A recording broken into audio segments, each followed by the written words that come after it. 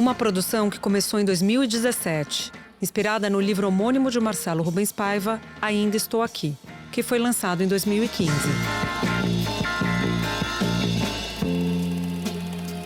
Mas estou envergonhado. Foram 7 anos de trabalho, 4 meses de filmagem e 547 profissionais envolvidos. A produção percorreu todo o Rio de Janeiro atrás de uma casa que fosse parecida com a da família Paiva, que era no Leblon, mas que não existe mais. Acabou encontrando uma na Urca. Usando efeitos especiais, a produção conseguiu colocá-la no endereço original, onde hoje existe um prédio. Também foram alugados quase 400 carros antigos, e acervos e brechós foram vasculhados atrás de roupas de época. Tudo isso para produzir o Rio do início dos anos 70. E também, é claro, as memórias da família Paiva. É preciso dar um jeito, meu amigo. É preciso dar um jeito, meu amigo. Tempos sombrios. Fase mais dura da ditadura militar. Vocês encostam aqui. Vai, entra aqui.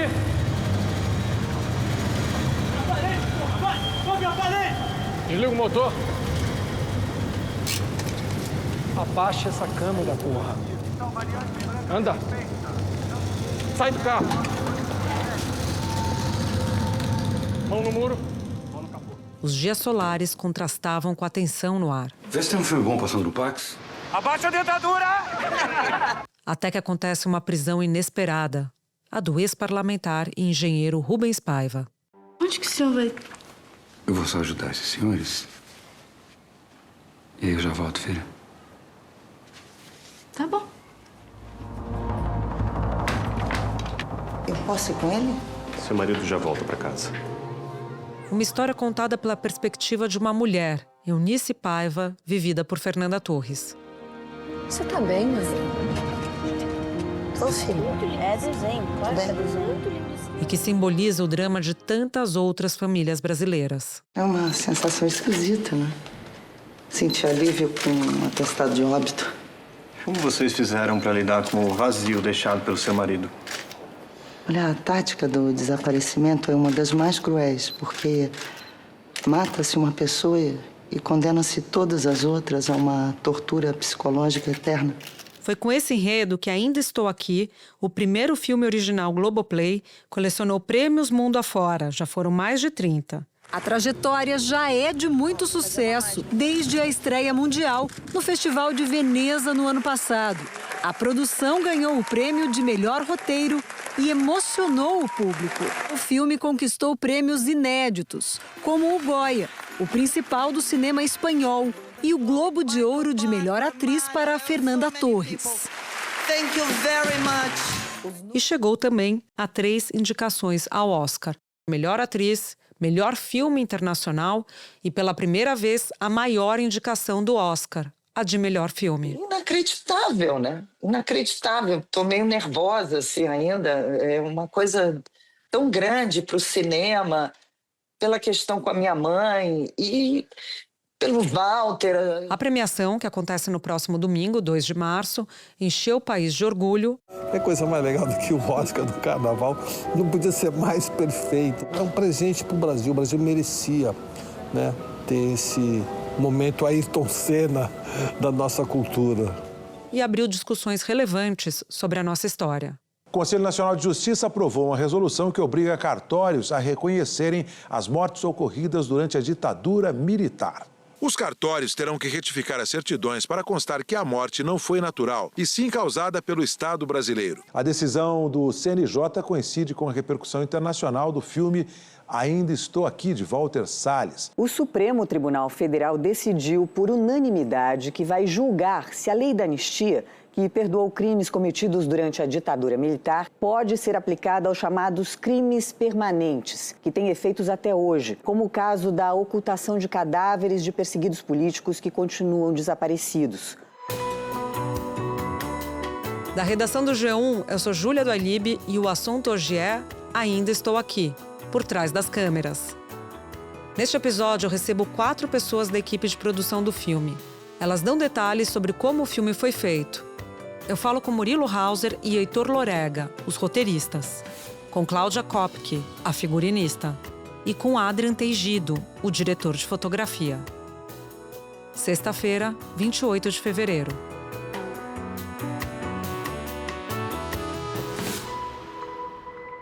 Murilo, vou começar com você.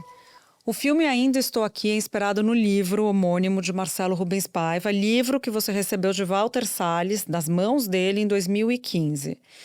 Queria saber como foi seu contato com o livro e como que você usou o livro de base para construir o seu roteiro. A primeira impressão, acho que lendo o livro, que foi muito forte, realmente é essa proximidade do relato, né? Essa intimidade que o Marcelo traz para um evento, né? Enfim, que obviamente fala do Brasil como um todo, né? Então é uma história, ao mesmo tempo, uma história coletiva, uma história privada, né? Então esse ponto de vista do Marcelo e esse olhar, especialmente para Eunice, foram as coisas que mais nos tocaram, assim. Obviamente, como o livro tinha sido trazido pelo Walter, ele já vinha com uma camada ainda mais, né, dessa proximidade pela relação do Walter com a família, pela relação do Walter, obviamente, com a história, com a cidade, com a época. Então o livro já chegou muito aquecido, assim, muito emocional, né, nas nossas mãos. Mas o que realmente nos saltou aos olhos, assim, desde a primeira leitura, foi a figura da Eunice, né? Porque essa que é a grande diferença, digamos, entre o livro e o filme, né? No livro, o protagonista é o Marcelo, né? A memória do Marcelo, reconstruindo a memória da mãe, reconstruindo a memória do pai, reconstruindo a memória do país, é claro. Então, a primeira grande percepção foi a potencialidade de Eunice para ser uma protagonista para essa história, né, para contar essa história. A partir da leitura do livro que a gente começou uma série de pesquisas e entrevistas expandindo o que o livro trazia sobre a Eunice. Então, falando com as irmãs do Marcelo, falando com as pessoas que estudaram com a Eunice, que trabalharam com a Eunice, pessoas que trabalharam na causa indígena com a Eunice. Essas pessoas foram nos ajudando a construir um panorama, um retrato da Eunice que vai muito além do livro. E você, Heitor? Como o livro ele é um pouco de fluxo de consciência, assim, de memória do Marcelo, ele não é muito formado de cenas em si, como a gente pensa numa cena de filme, né? E acredito que isso é já o primeiro trabalho da adaptação desse livro, porque como transformar a memória em cena, né? O que a gente recorta.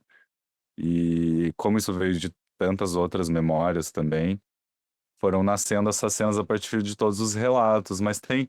Acho que uma parte que é muito próxima ao livro, assim, é principalmente a parte que os homens invadem a casa, né? Isso é uma coisa que é um relato recontado pela Eunice algumas vezes, pela Eliana algumas vezes, pelo Marcelo no seu livro também. Seu Rubens, tem uns homens aqui que... É coisa de rotina. Depoimento do quê, Rubens? Não só os meus filhos pequenos estão lá em cima, não tem necessidade de arma. Filha, eu mudei de ideia. Dorme na casa da Cris hoje, amanhã vocês vão pro balé juntas, tá? Obrigada, tia. Ô, Cristiano, fala pro Sebastião aparecer com a garrafa. E onde é esse depoimento? Eu não tenho essa informação. O inimigo entra nela, assim, né? Uma violência silenciosa que entra e de repente deixa essa casa toda aberta e feliz, fechada pro mundo e fechada entre eles, né? Heitor, pelo que vocês estão contando, o livro, é claro, ele serve como um farol para vocês escreverem o roteiro, mas vocês foram atrás de outras fontes, como documentos da família, documentos históricos e conversas com a própria família. Conta como é que foi esse processo. Até quase a filmagem sempre a gente estava pesquisando, descobrindo coisas novas. São muitos materiais e uma história que foi sendo moldada, né, enquanto a gente estava falando. Então, mas a gente passou por todos os materiais das comissões da verdade, tanto a Comissão Nacional, a Comissão Estadual, a Comissão Municipal de São Paulo também. Falamos com esses colegas e até mais próximo da filmagem, que a gente fez uma pesquisa um pouco mais extensa na atuação indígena da Eunice, junto com uma pesquisadora, a Júlia, que nos ajudou nessa pesquisa. A gente foi descobrir, a gente chegou nessa dificuldade de encontrar um registro histórico indígena mesmo consolidado no Brasil, porque como normalmente esses arquivos eles são regionais e físicos, tem muita coisa que não é digitalizada, e como a atuação da Eunice foi em diferentes regiões do Brasil, a gente foi um levantamento um pouco difícil de conseguir fazer, assim, mas a gente conseguiu muito material até, né? Coisas que em primeira pesquisa, as pessoas que trabalharam com ela às vezes não tinham acesso a esses materiais e até a gente conseguiu ajudar a passar para algumas pessoas também, ter mais acesso à pesquisa da Eunice. Murilo? E também pelo fato da gente ter acompanhado, nesse caso, a filmagem, a gente está no set junto, a pesquisa também se estendeu para o set, porque também tinha uma pesquisa toda de arte, né? Pesquisa de época, do material fotográfico da família, não só da atuação da Eunice, mas outras questões ligadas a esse tempo também, a esse lugar, Rio de Janeiro, que também atravessavam o roteiro, né? Isso nos aproximou cada vez mais da Eunice, assim, e dessa história, né? Então, acho que num filme como esses, assim, que lida com questões tão sensíveis e tão importantes para a nossa memória coletiva, a pesquisa é inevitável, ela faz parte do processo de criação. Murilo, vocês participaram de diversas etapas do filme para além da escrita do roteiro. Queria que você contasse para a gente como é que foi estar lá dentro da filmagem, depois ir para a montagem, como é que isso fez diferença, o que vocês aprenderam com esse processo todo? O Ainda Estou Aqui especificamente por ser um projeto que levou muitos anos e por ser um projeto que também a gente filmou de uma maneira muito específica, assim, a gente filmou cronologicamente, a gente filmou por etapas, teve bastante ensaio, a gente participou dos ensaios também com a Amanda Gabriel, a gente trouxe material de cenas que tinham sido escritas que porventura não estavam na versão final do roteiro para os ensaios, então foi muito colaborativo, muito viva essa interação entre o que a gente podia trazer, o que surgia durante os ensaios ou as filmagens e durante a montagem também, então essa constante ideia de que escrever um filme é muito mais do que escrever só as páginas de um roteiro, né? É realmente fazer essa construção de peças que vão se juntando até o final, né? Porque quando você entra com o desenho de som, quando você entra com a trilha, a sensação de cena vai mudando e às vezes uma fala se torna desnecessária, às vezes um olhar conta mais do que algo que tinha sido escrito. Então isso ajudar nesse processo de destilar a escrita até a versão do filme é um processo que a gente a gente gosta muito de fazer porque a gente acha que é sobre isso escrever, entende? Não é só sobre entregar as páginas para serem realizadas depois, né? Nesse caso especificamente, por a gente ter acompanhado e ter feito, como a gente comentou, muita pesquisa durante os anos de escrita, antes de entrar na pré-produção ainda, também a gente acabou se tornando inevitavelmente uma certa fonte de informações, assim, que a gente podia ajudar o resto da equipe. Então, às vezes, com a equipe de arte, ou com a equipe de figurino, ou até com o elenco, a gente podia eventualmente responder perguntas que eles tinham por ter tido o privilégio de conversar com as pessoas que estavam na casa, por conversar com as pessoas que conheciam a Eunice. E acho que foi importante para o filme como um todo também, ter a gente próximo, justamente por sempre retomar um pouco a veia do filme, né, relembrar os temas e tal, junto com o Walter, assim, foi um processo que acrescentou bastante, acho que o resultado final mostra isso, né, a gente acaba entrando em alguns outros processos também, mas até na parte de edição, para reestruturar alguns roteiros, às vezes, porque o roteiro da montagem é o roteiro que chega ao público, né, então ele é o roteiro final, digamos, então é sempre legal ter algum roteirista perto, quando possível no processo, né? E eu acho que essa questão esse exemplo da casa vazia, né, que foi realmente uma coisa que a gente teve essa percepção lá, filmando, vendo a casa esvaziando e era uma maneira de retomar esse tema que vem muito do livro do Marcelo, que é o tema da memória, né, que é o grande tema do livro do Marcelo, talvez seja a memória mesmo, né, logicamente a nossa memória coletiva como país, mas também a memória daquela família, também a memória daquela casa, também a memória daquele Brasil, né, daquela possibilidade de Brasil que existia ali, que se sonhava naquele momento. Heitor, agora com você. Quem assiste o filme se envolve logo de cara com a família Rubens Paiva, com aqueles pais, ambientes cheios de filhos, um ambiente também afetuoso e que, de repente, tudo é dilacerado com a prisão de Rubens Paiva. Explica pra gente como é que foi construir essa mudança de clima, essa mudança de ambiente. Tem uma coisa engraçada porque a gente não é carioca, né, nenhum de nós dois, então acho que tem um pouco e o filme é feito por vários cariocas que são muito apaixonados pelo Rio de Janeiro e é muito envolvente esse sentimento, né? O Rio é muito acolhedor, é uma cidade muito especial de ter o privilégio de filmar nessa cidade ensolarada e poder ficar lá tanto tempo, ter uma energia diferente e é muito tomado por essa sensação que acho que pega também quem não mora no Rio, né? Que se apaixona por esse olhar encantado um pouco por essa vida nessa cidade, nesse tempo, onde as coisas pareciam todas possíveis, né? Os relatos que a gente ouve sempre são muito românticos dessa época.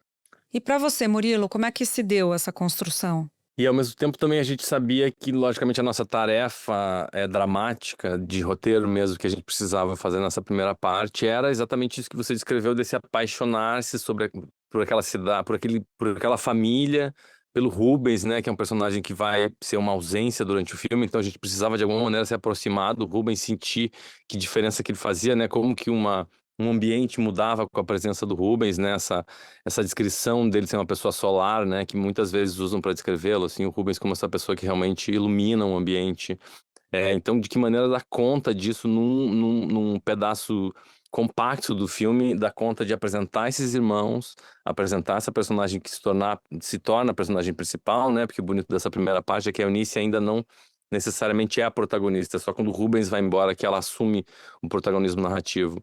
Então tinha uma série de tarefas dramáticas que esse primeiro ato precisava dar conta, mas mais do que isso era uma questão emocional mesmo, como é que a gente podia fazer o público se apaixonar por essa cidade, por essa família, por essa casa, né, e por de novo, essa ideia de Brasil, né, essa ideia de mundo que eles estavam defendendo ali, vivendo. Mas esse retrato também tinha que ter pequenas rachaduras, né, que mostravam que tem algo por trás acontecendo, né, que ameaça esse estado de graça que eles vivem, né? Então, seja o helicóptero que passa na primeira cena quando a Eunice tá no mar, ou os camburões do exército que passam quando eles tiram a foto na praia, ou a Blitz, que a Veroca é parada nas primeiras sequências do filme. Mão no muro, mão no capô. Muro. Vai lá, cabeludo. Tô saindo. Lá pro muro. Lá pro muro. Lá pro muro. Você tá esperando o quê? Solta, não precisa disso. Vai pro lado da sozinha, vem, garota. Vira pra frente.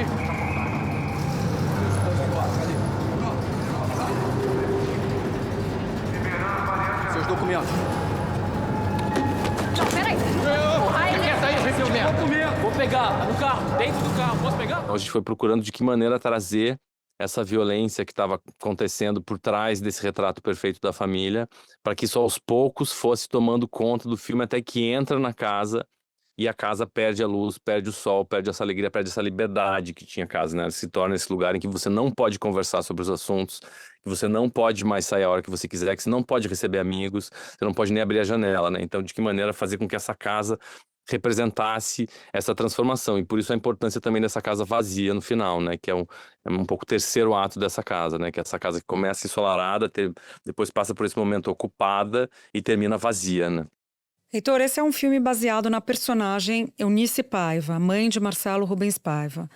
Eu quero te ouvir sobre a complexidade dessa mulher, uma dona de casa que de repente tem de se transformar, tem que virar uma outra mulher para inclusive enfrentar o poder e descobrir quem matou o seu marido.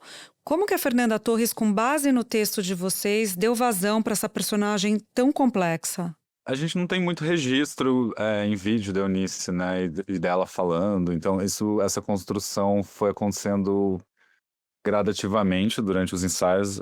Foi muito bonito até de ver a Fernanda e a Amanda no trabalho delas, junto com o roteiro, encontrando essa voz da Eunice. Tá todo mundo lá fora falando da gente. A Vera não sabe o que tá acontecendo. Essa carta! Tá mentindo pra gente! Mas teve uma virada bem legal, que foi quando a gente conseguiu, num acervo da Rede Globo, uma entrevista da Eunice, uma longa entrevista da Eunice com a Marília Gabriela, que foi o maior registro que a gente conseguiu encontrar dela falando, assim, e ela contando sua história, assim, na sua própria voz.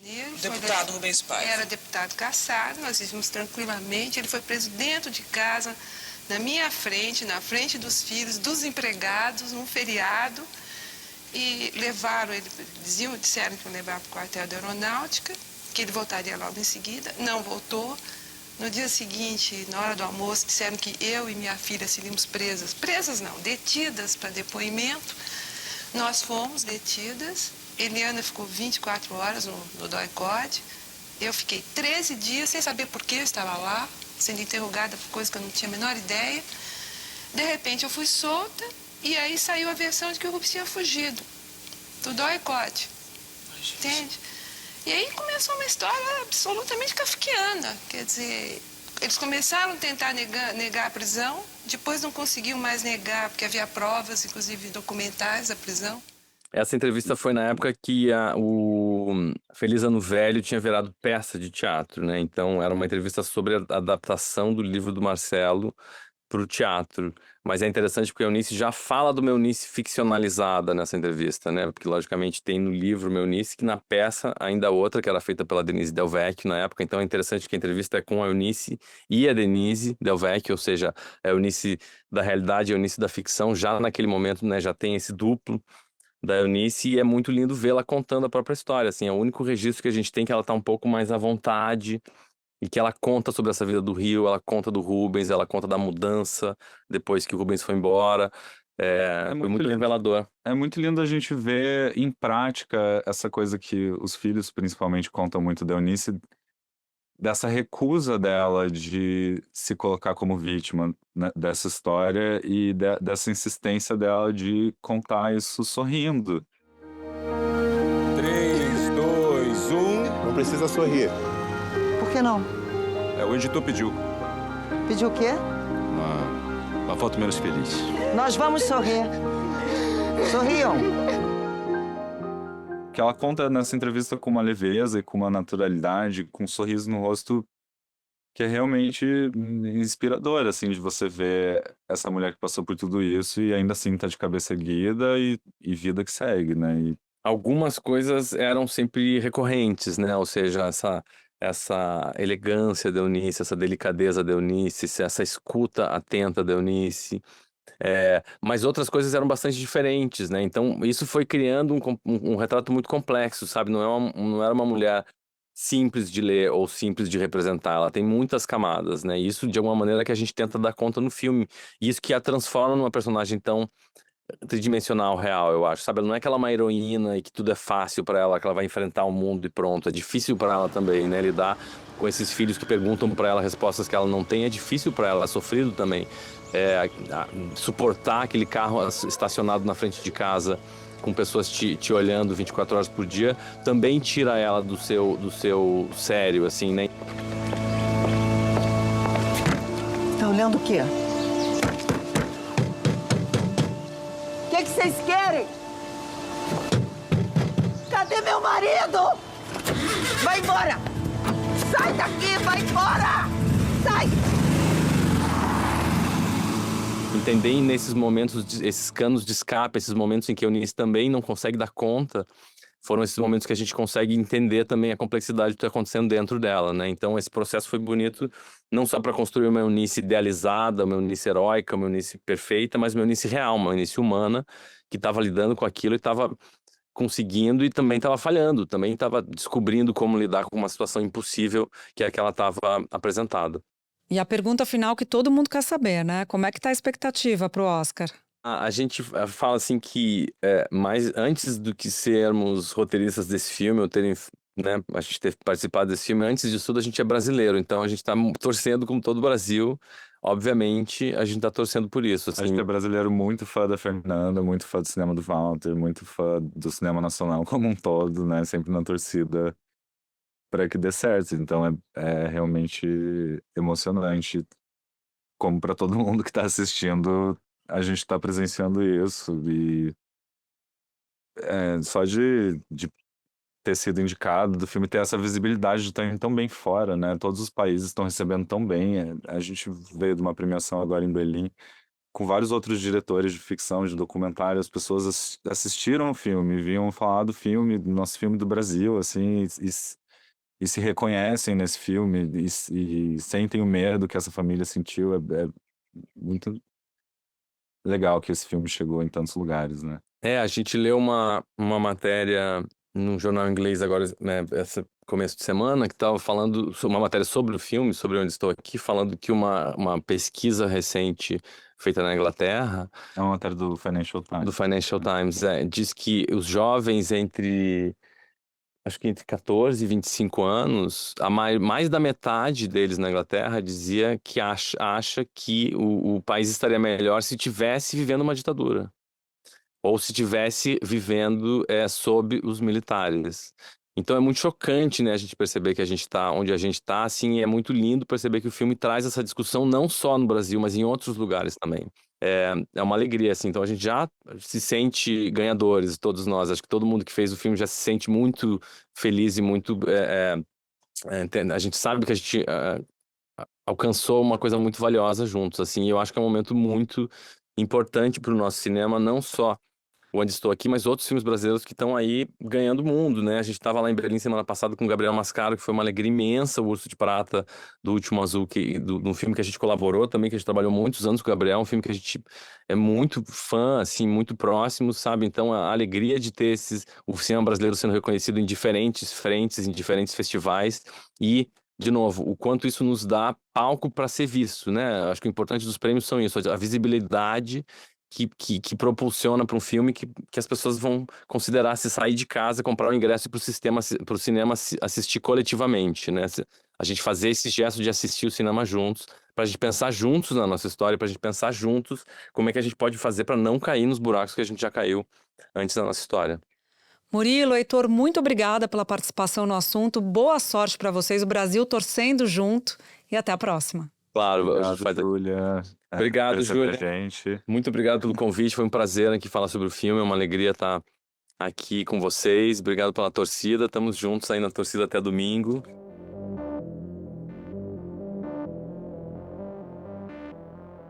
Cláudia, eu quero te ouvir sobre a criação do figurino dos personagens do Ainda Estou Aqui. Como é que foi a pesquisa, o processo inicial de definição do estilo de roupa de cada um deles? Quer dizer, tem a questão da época, tem a questão do perfil do personagem. Conta pra gente. Tem a questão da época, e a época, o começo do filme se passa em 71, e a gente não pode cravar nos 70, quando a gente tem essa pequena mudança de década, né? Muita gente está nos anos 60, muita gente ainda não entendeu essa passagem, então a gente se mantém ali entre os anos 60 e um pouquinho de 70, mas nos mais jovens e mais antenados, tipo a Veroca. A gente tinha um pouco de pesquisa de fotos da família Paiva, mas a gente segue o nosso roteiro, a gente não tinha nenhuma obrigação assim, de fazer tal e qual, fora as fotos que foram reproduzidas. Inclusive, assim, o uniforme do Sion, eu falava, Walter, mas falta isso. Ele falava, não se preocupa, é o nosso filme, é o que a gente está fazendo. Então, não tem imitação, sabe? A gente pôde seguir livremente fazendo os personagens, claro que dentro do que o roteiro pedia, do que a gente iria e entendia sobre isso. E onde vocês adquiriam essas roupas? Vocês mandavam fazer com base nisso que você está contando? Vocês iam a brechós? A gente levantou muitas coisas em acervos de outros figurinistas, muita gente tem acervo, São Paulo, Rio, muitos brechós, Feira da Praça 15, e o que foi feito é quando a gente precisava, de fato, copiar alguma foto tal e qual da época. Então, era sofrido, assim, para achar um determinado tecido, não acha igual, a gente vai seguindo ali, dentro do razoável, né? E aí, quando você faz assim, dentro do figurino, você tem essa gama de acervos e coisas lá dentro, a gente chama de lojinha, sabe? Então, sei lá, a saia da Nanda, ela é de brechó, ela é de acervo. Poucas coisas foram feitas, muita coisa era de acervo, que dá muito mais verdade, já vem envelhecida, muito melhor pra gente. E você tem uma ideia, Cláudia, assim, de número? Quantas trocas de roupa, quantas peças vocês tiveram que produzir para esse filme? Porque também, além dos personagens, a protagonista, né? Claro, tem os figurantes ainda, né? Sim, todo dia, por exemplo, em volta da casa, a gente vestia mais ou menos 12. Mas a grande praia eram 200 figurantes com roupa de praia. A gente conseguiu fazer prova de roupa, assim, vamos dizer, num 100, o que já foi um luxo, porque é muito difícil você vestir maiô, biquíni, sem provar, né? Mas o resto ia no que era possível, assim. Mas todo dia a gente tinha essa variação de pessoas andando em volta da casa, indo para a praia, voltando da praia, indo para o trabalho, dentro dos carros, eram muitos carros. Você estava falando de biquíni, Cláudia, tem uma história interessante da Eliana, uma das filhas que estava sempre de biquíni ou com a camiseta que vinha da praia. Pois é, os biquínis das mais jovens, todos foram feitos com modelagem de época E, graças a Deus, eu achei esse tipo de elanca ou de lycra que tem uma texturinha, então sempre dá um pouquinho de época. Aí a gente envelhecia, fazia ele ficar com uma cara um pouco mais salgada. Camiseta também não é uma coisa que dura, então a gente manda fazer, estampei aquela camiseta da Eliana, manda envelhecer. O que eu contei de interessante sobre a Eliana é que quando você tem a ruptura, né, quando levam o Rubens, Eliana muda totalmente, assim, de figurino, né? A mãe chega para ela, Eunice, no quarto e fala, veste isso aqui. Ela veste uma calça comprida e uma blusa quase que uma gola alta, assim, quase como se fosse uma gola rolê. E a partir dali, o figurino dela é todo mais contido, né? E, inclusive da Eunice também. E tem a história do casaco também, que serve para Veroca, que era o casaco que a Eunice tinha comprado em Bariloche, né, numa viagem para a Argentina, e que acaba emprestando para Veroca para ir para Londres. Pois E é. essa história do casaco é bastante importante. Como é que vocês recriaram isso? E esse casaco existiu de fato? Esse casaco existiu, a gente tinha uma foto da Eunice esquiando. Esse casaco também, para mim, é muito assim uma memória afetiva. É aquele casaco que não é esse da Eunice, mas se chamava de Afghan, que é um casaco de couro que vem com aquele pelo, parecendo um cachorro. E esse, eu não podia fazer isso, porque a Eunice não teria esse casaco em Bariloche, mas tinha que ser um casaco também que a Veroca gostasse do casaco, que ela quisesse, como a gente às vezes quer uma roupa da mãe da gente, fala, poxa, me empresta, entendeu? E a Eunice guardou, então era uma coisa que estava girando por ali. É bonito isso, passar um figurino, né, de uma mãe para uma filha, e ela dá uma outra linguagem quando ela está em Londres com aquele casaco. Sem dúvida. E já que a gente está falando da roupa da Eunice, lembrando que uma das cenas também mais bonitas do filme, na minha avaliação, é quando a Ana Lu, que é uma das filhas, outra filha, pede a camisa do pai para ele e a veste. E depois, quando o pai é preso, ela volta a mexer no guarda-roupa dele e reencontra essa camisa. Como é que foi a criação também dessa camisa especificamente, dessa peça? Ah, é linda, né? Então, algumas camisas do Rubens tinha inicial dele, porque se usava demais. E até hoje, quem manda fazer camisa em camiseiro, né? Manda bordar inicial, era uma coisa chique. E aí a gente aproveitou e fez uma gola assim um pouquinho mais pontuda, sabe? Para dar um clima de época, assim. Não foi uma camisa comprada, camisa feita. Acho que a gente tinha umas 3 ou 4, assim. E eu acho linda também essa cena. E, Cláudia, para a gente terminar, você citou o caso da Eliana e do arco, né? Do arco da personagem, como esse arco se reflete nas roupas. Queria que você falasse um pouco sobre esse arco do figurino no geral e contasse um pouco sobre a produção do figurino do outro lado da história, que são os carrascos, que é a polícia, que são os militares, os torturadores.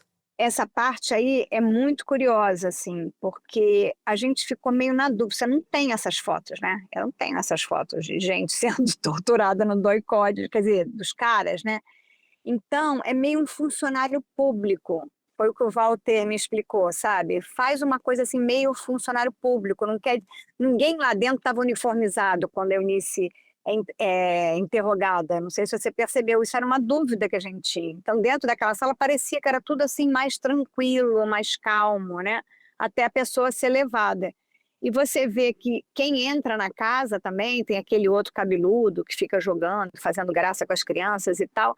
As pessoas se disfarçavam de estudantes, se disfarçavam de professores. Ninguém andava com a farda por aí para entrar na casa da pessoa, né?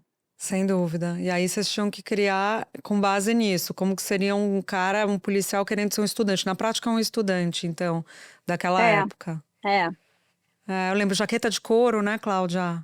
A jaqueta, é porque ele é o chefe, né, assim, o Schneider, então você dá um pouquinho mais de peso, assim, para dar né, amedrontar, vamos dizer assim.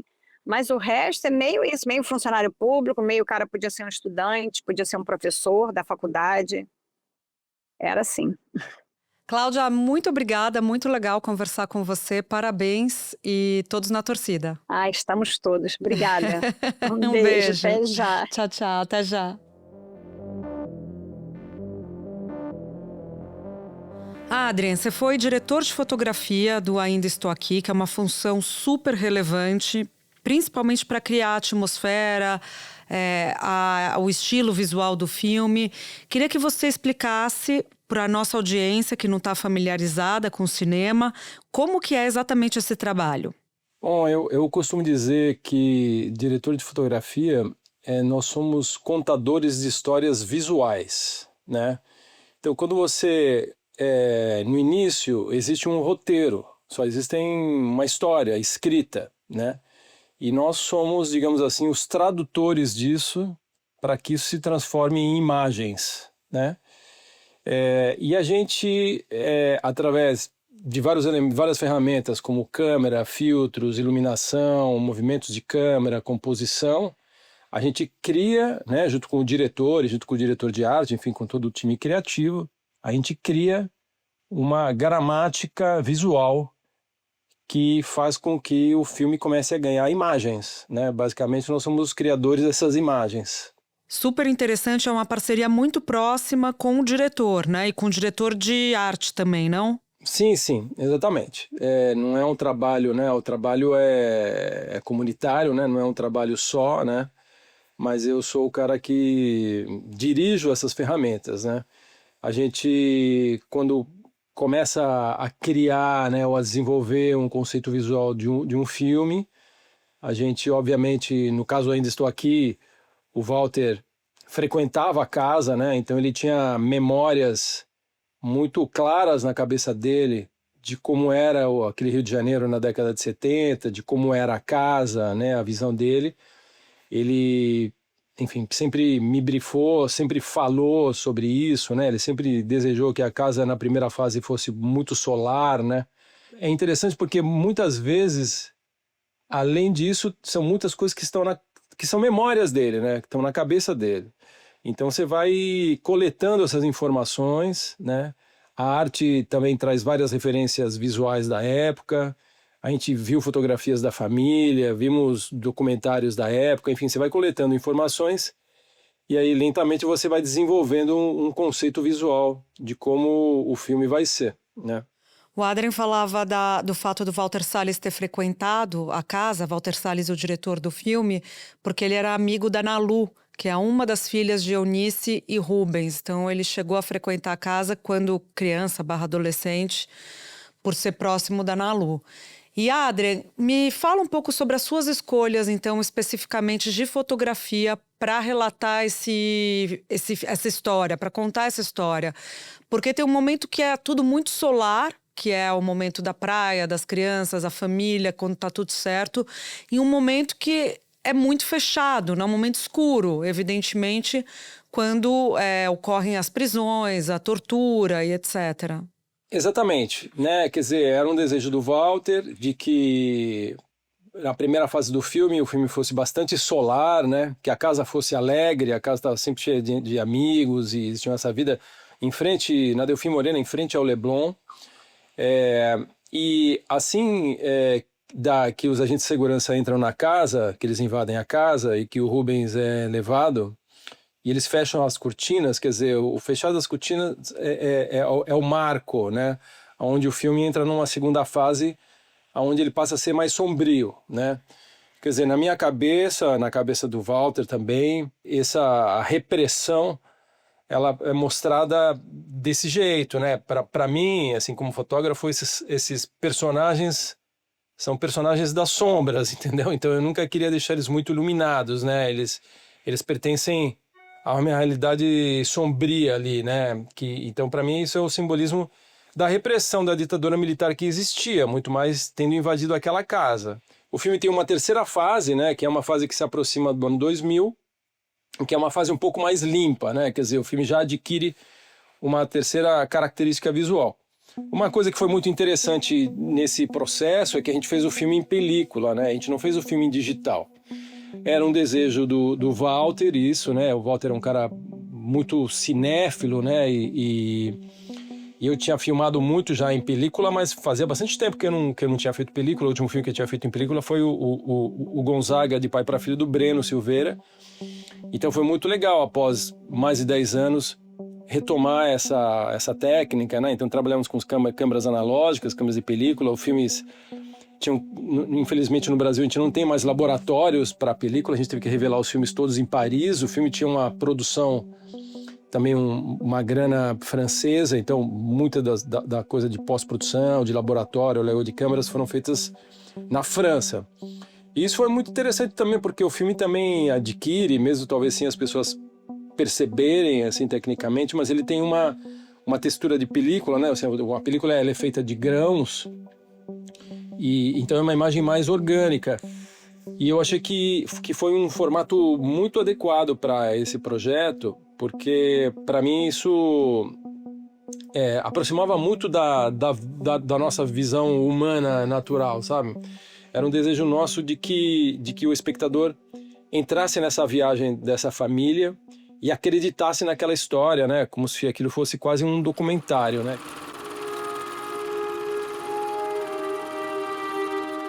Quando o Rubens desaparece, que a Eunice é levada para interrogatório e fica presa, eu cheguei a forçar o filme, né? Você puxa o filme, eu forcei o filme para que o grão ficasse mais evidente. Então foi um projeto que a gente utilizou o grão até como um aspecto estético, digamos assim. Quando você puxa o grão, que ele fica mais granulado ainda, isso dá uma imagem um pouco mais dura, mais suja, quase trazendo uma sensação de desconforto para o espectador. Foi mais ou menos essa a intenção. Muito legal ouvir isso que você está falando, porque é a impressão que eu que não sou uma técnica da área, nós, espectadores, temos, né? Essa coisa granulada nos remete a esse tempo também, então nos ajuda a embarcar na história. Adrian, para a gente finalizar, você poderia contar quais foram as suas referências, como é que funciona a sua preparação para mergulhar numa história, especificamente nessa história? Que referências você buscou, que filmes você pesquisou? Eu tinha tido a possibilidade, eu fotografei Marighella também, com Wagner, né? Então eu já tinha, digamos assim, feito uma grande pesquisa desses filmes dessa época, né? Dos filmes dos anos 60, dos filmes dos anos 70, projetos não só brasileiros, como também projetos internacionais, filmes de Costa Gravas, enfim. Então a gente busca muito esses filmes, essas temáticas que remetem, né? Missing, por exemplo, do Costa Gravas, uma referência muito importante. E a gente também viu muita coisa de jornal, a gente viu muitas fotografias da família, né? Tem muita fotografia da família que a gente viu, então tudo isso são elementos que vão nos levando para criar referências visuais para o filme. O Walter, assim que eu cheguei no projeto, ele me deu um livro de um pintor dinamarquês que se chama Hammershøi, que é um cara muito interessante, assim, que ele faz umas pinturas assim, tipo de casas, né? Então tem a sala, tem um corredor, tem um quarto, tem vários layers. E lá atrás, de repente, ele coloca uma senhora meia de costas, assim, nunca explícita, né? E ele queria que a casa, né, tivesse um pouquinho essa referência visual também, essa influência do Hammershøi, porque a casa, na verdade, é quase um personagem pra gente, né, no filme. Ele é mais um personagem, né? Tanta coisa contada lá dentro que você acaba criando uma intimidade com a casa, era fundamental. Eu vejo, cada vez que eu vejo o filme de novo, eu percebo o quanto isso foi importante, né? Quando você está filmando, você fica tão, sei lá, envolvido que às vezes você não vê com clareza, mas o importante é que está tudo na sua cabeça, na nossa cabeça, né? Um time grande, e isso está super impresso na película. Então, acho que as influências são tantas, né?